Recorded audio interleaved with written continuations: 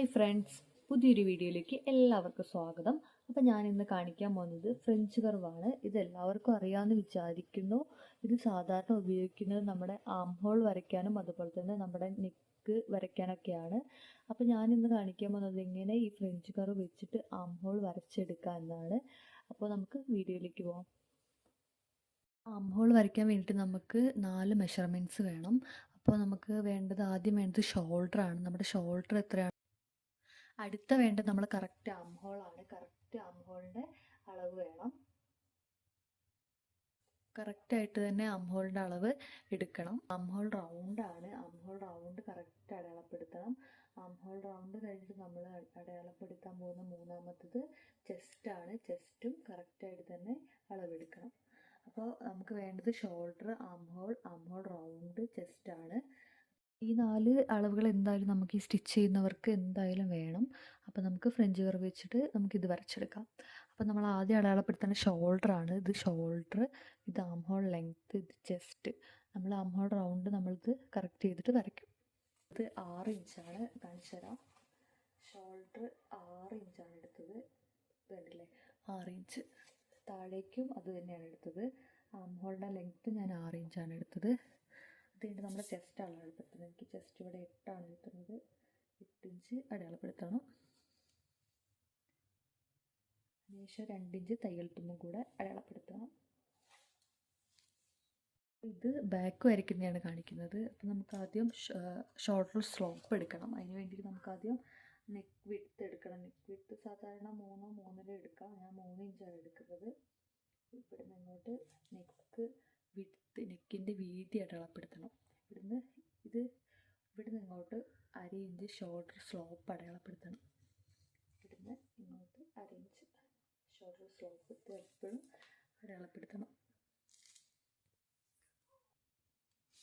ഈ shoulder slope നമുക്ക് യോജിപ്പിച്ച് വരയ്ക്കണം.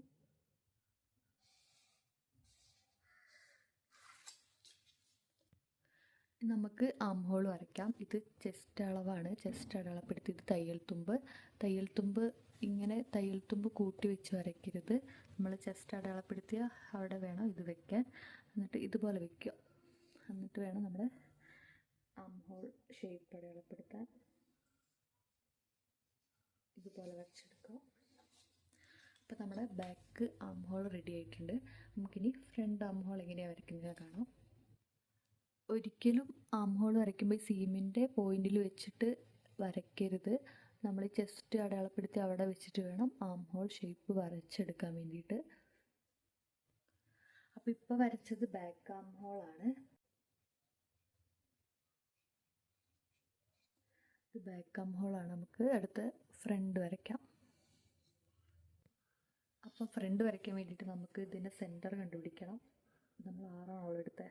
അപ്പോൾ നമ്മുടെ 6ൻ്റെ പകുതി 3 ഇഞ്ച് അടയാളപ്പെടുത്തണം. അപ്പോൾ ഇവിടെ വരും. നമുക്ക് ഇതിൻ്റെ സെൻറ്റർ ഭാഗം ഇവിടെ വരും. നമുക്ക് ഇവിടെ നിന്ന് ഇങ്ങോട്ട് 1/2 ഇഞ്ച് ഉള്ളിലേക്ക് മാർക്ക് ചെയ്ത് കൊടുക്കണം.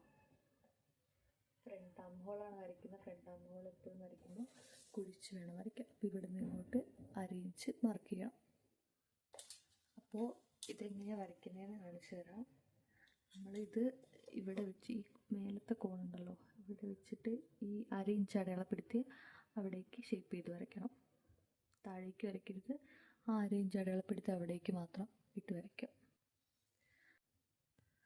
ഇനി നമുക്ക് താഴേക്ക് വരച്ചെടുക്കാം. താഴേക്ക് വരച്ചെടുക്കുന്നത് എങ്ങനെ കാണിച്ചു തരാം. ഇനി നമ്മൾ മേലെ നോക്കേണ്ട ആവശ്യമില്ല. നമ്മൾ ഈ 1/2 ഇഞ്ച് അടയാളപ്പെടുത്തിയല്ലോ, അവിടുന്ന് ഇങ്ങനെ വയ്ക്കുക. നമ്മൾ ബെസ്റ്റ് പോയിൻ്റ് അടയാളപ്പെടുത്തിയല്ലോ, അപ്പോൾ അങ്ങോട്ട് ഇങ്ങനെ വയ്ക്കുക. എന്നിട്ട് വേണം ഇവിടുന്ന് 1/2 ഇഞ്ച് അടയാളപ്പെടുത്തി അവിടുന്ന് ഇങ്ങനെ താഴേക്ക് വരയ്ക്കാം.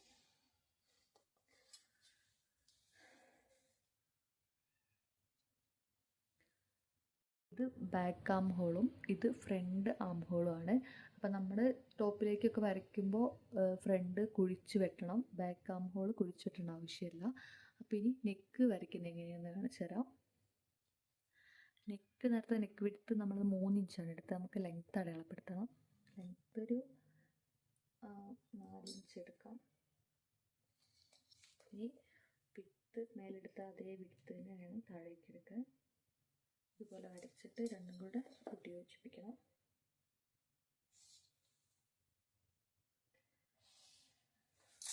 എന്നിട്ട് ഈ ഫ്രിഞ്ച് കർവ് ഇങ്ങനെ വേണം വെക്കാൻ, ഇങ്ങനെ വേണം വെക്കാൻ. ഇങ്ങനെ വെച്ചിട്ട് ഇങ്ങനെ ഷേപ്പ് ചെയ്ത് വരയ്ക്കാം. അപ്പം ഇത്രയേ ഉള്ളൂ. നമ്മൾ നെക്കും വരച്ചു, അതുപോലെ തന്നെ ആം ഹോളും വരച്ചു. അപ്പോൾ വീഡിയോ എല്ലാവർക്കും മനസ്സിലായി വിചാരിക്കുന്നു. അപ്പോൾ എന്തെങ്കിലും സംശയം ഉണ്ടെങ്കിൽ കമൻറ്റ് ഇടുക. അപ്പോൾ അടുത്ത വീഡിയോ ആയിട്ട് വീണ്ടും കാണാം. അതുവരെ ബൈ.